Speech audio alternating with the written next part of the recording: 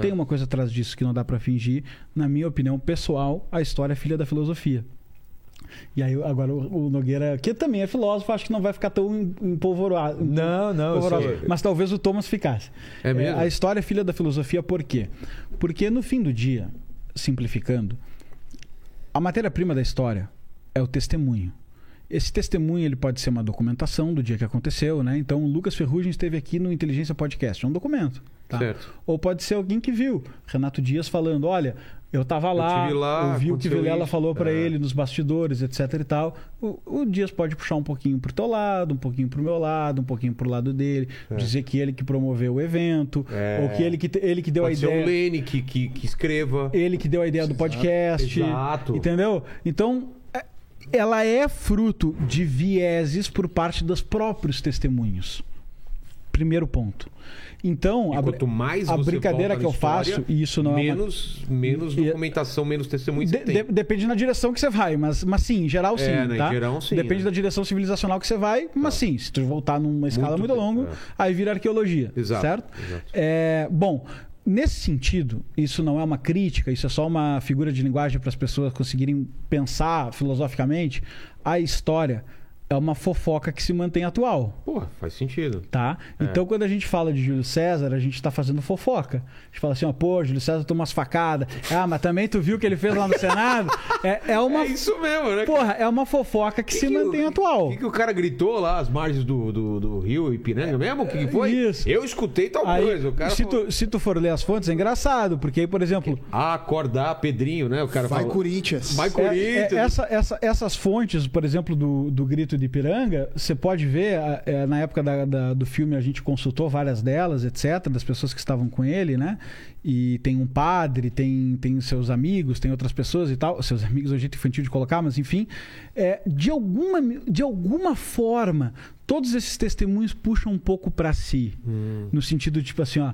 E aí eu falei para Dom Pedro, vai lá. E o outro fala, e aí ele seguiu aquele conselho que eu dava há muito tempo. Então, é normal isso, tá? Como se a gente discutisse, vamos supor que esse programa vira um sucesso e dá 10 milhões de visualizações. Começa uma leve discussão sobre o porquê que teve sucesso. Exato. Aí eu posso contar uma história, o Rafael outra, você outra, etc e tal, tá? Essa é a base do testemunho. Só que esse testemunho, essa fofoca, ela não é inútil. Essa fofoca tem uma utilidade imensa. Qual é a utilidade? Ela responde uma das 3 maiores perguntas da nossa vida, que são: da onde eu vim, onde eu tô, para onde eu vou. Tá. Da onde eu vim, vem dessa fofoca que a gente está falando, que é a história. Como isso fala da onde eu vim e é o nosso passado ancestral, como se nós fôssemos uma corrente de elos e cada geração é um novo elo que se conecta nessa corrente, saber o que foi essa corrente até aqui é determinante para saber quais são as atitudes que a gente vai tomar agora. Talvez não na escala, aí você está pensando assim, não, mas pô, eu não acordo pensando isso. Mas em maiores escalas isso fica mais evidente. Então, por exemplo, diferentes interpretações de de que deu errado no Brasil até aqui, muda o que o governante atual faz. Se o cara acha que o melhor governo, para pegar uma escala curta, o melhor governo foi o do Lula e ele assume a presidência, ele faz uma coisa. Se ele acha que o pior governo foi o do Lula e ele assume a presidência, ele faz outra. Mas a gente pode expandir. Se ele acha que o problema do Brasil é a república, ele faz um movimento. Se ele acha que o problema do Brasil foi a monarquia, ele faz outro movimento. E isso não só os governantes, mas os círculos de intelectual, os historiadores, os professores, as pessoas que nos ensinam as coisas, e a economia, né? Se deu certo fazer intervencionismo estatal ou não. Isso vai pautando a leitura que a gente faz do passado, recente e antigo, pautam as pessoas.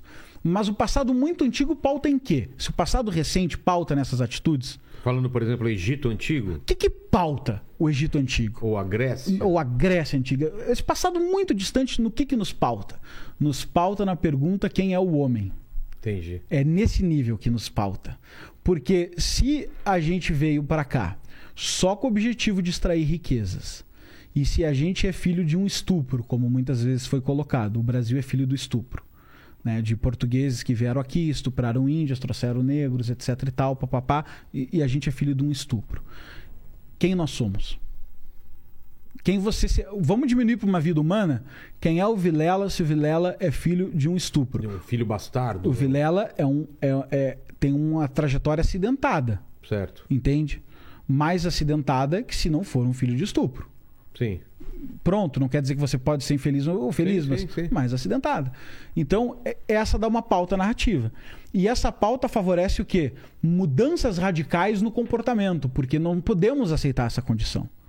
Agora, o que favorece se eu disser, olha, sabia que o Brasil, considerando que a Europa era um território de guerra muito intenso, foi não o Brasil em si, mas foi vislumbrado várias vezes por povos, inclusive povos comuns que não eram do governo, que poderiam existir ilhas além do mar, que poderiam ser terras prometidas, que poderiam abrigar as pessoas, que poderiam livrá-las do frio, da peste negra, que poderiam livrá-las de tudo isso, serem verdadeiras terras prometidas. E aí uma ordem religiosa com um propósito de vida atravessou, homens ficaram pelos caminhos e eles chegaram lá e conseguiram estabelecer um território, haja o que custe o que custar, e que com todas as dificuldades para fazer isso, o Brasil como produto final teve uma das culturas mais miscigenadas do mundo. E aí vem uma frase que a gente colocou na série que eu acho belíssima, que é: o sangue brasileiro é o tratado de paz da humanidade. Porque muitos sociólogos e historiadores, até o Rafael mencionou que ganhou o concurso, coloca que nós somos a cruza dessas raças. E por isso nós somos tão simpáticos, por isso nós adaptamos tanto a culinária, por isso nós cuidamos do vizinho. Talvez a gente seja o experimento perfeito Nós somos a miscigenação. Para libertar os negros nos Estados Unidos, deu uma guerra civil com 600 mil mortes.